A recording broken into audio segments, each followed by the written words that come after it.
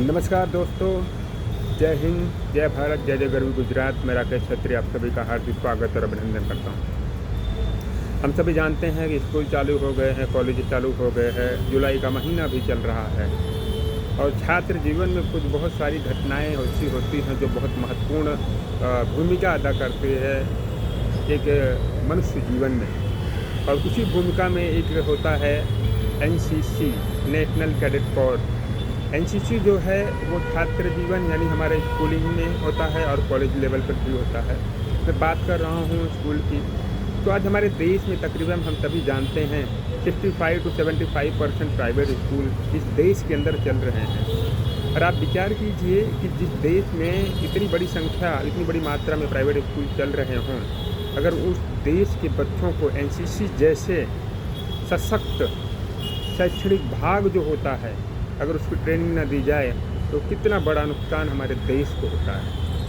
जी हाँ, NCC national cadet corps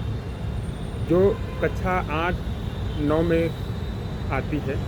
और कक्षा 8 और 9 के बच्चे इसमें भाग ले सकते हैं।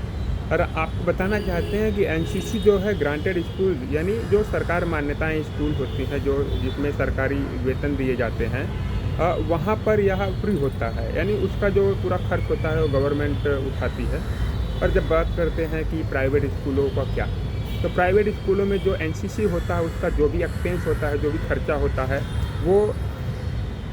आप यकीन कर सकते हैं कि वो बच्चों के द्वारा ही उठाया जाता है।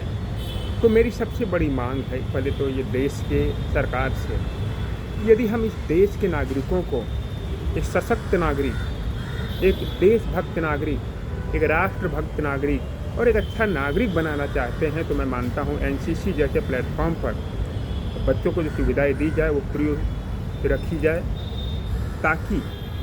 देश के अधिकांश बच्चे इस देशभक्ति, राष्ट्रभक्ति की भावना को अपने अंदर संजोते हुए इस देश और राष्ट्र के कल्याण के लिए अपने जीवन को समर्पित करें।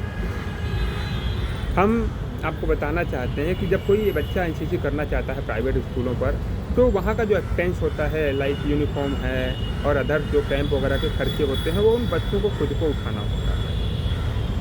यानी तो मेरी सरकार से ये बहुत एक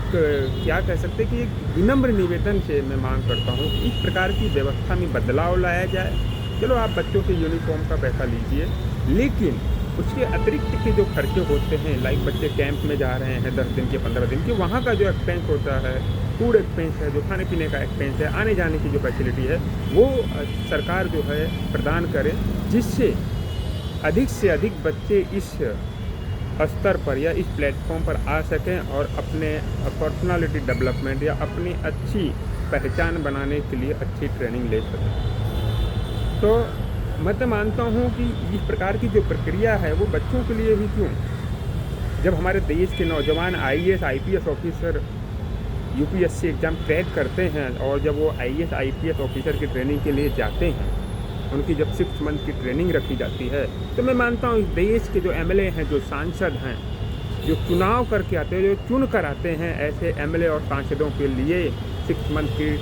आर्मी ट्रेनिंग रखी जाए, ताकि उन्हें देशभक्ति, राष्ट्रभक्ति जो है उसकी एक सही मायने में उन्हें ज्ञान हो सके। क्योंकि मेरा ऐसा मानना है कि जो जवान देश के लिए अपने प्राणों को न्यौछावर करता है, उसकी जो देशभक्ति, अगर वहाँ से जो ब्रिगेडियर हैं, जो कर्नल हैं, जो रिटायर्ड होते हैं, उनकी एक ऐसी कोई संस्था, एक कमेटी बनाई जाए जो ऐसे नेताओं को भी 6 महीने के अंदर रख कर उन्हें ट्रेनिंग दें कि किस प्रकार से हम देश की सेवा कर सकते हैं। और मैं यकीनन कहता हूँ कि अगर इस प्रकार की व्यवस्था बनाई जाएगी तो इस देश में जो भ्रष्टाचार का माहौल फैलता है और जो भ्रष्टाचार का माहौल चलता है, कहीं ना कहीं यह समाप्त होगा। क्योंकि यदि कौवे को भी हंस के बीच में रखा जाए तो मैं यकीनन के साथ कह सकता हूँ कौवा भी हंस जैसा व्यवहार करने लगेगा।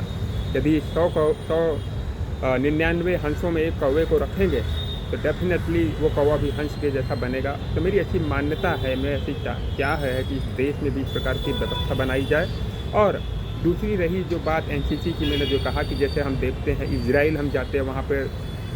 कंपलसरी है 3 साल पर जो आर्मी की ट्रेनिंग दी जाती है वहाँ पे सभी के लिए अनिवार्य है। तो सरकार से मैं बहुत विनम्र निवेदन के साथ ये मांग कर रहा हूँ कि हमारे देश के अंदर जो प्राइवेट स्कूल्स हैं एटलीस्ट बच्चों को जो यूनिफ़ॉर्म, तो चलो यूनिफ़ॉर्म वो खरीद लेंगे, लेकिन उसके अलावा का जो खर्चा होता है वो सरकार फ्री उठाए, इस पर गौर करें। मैंने इस मुद्दे को लेकर डिफेंस मिनिस्ट्री में भी एक पत्र लिखा था, लेकिन अभी तक इसका कोई जवाब नहीं आया। इसीलिए मैं सोशल मीडिया के माध्यम से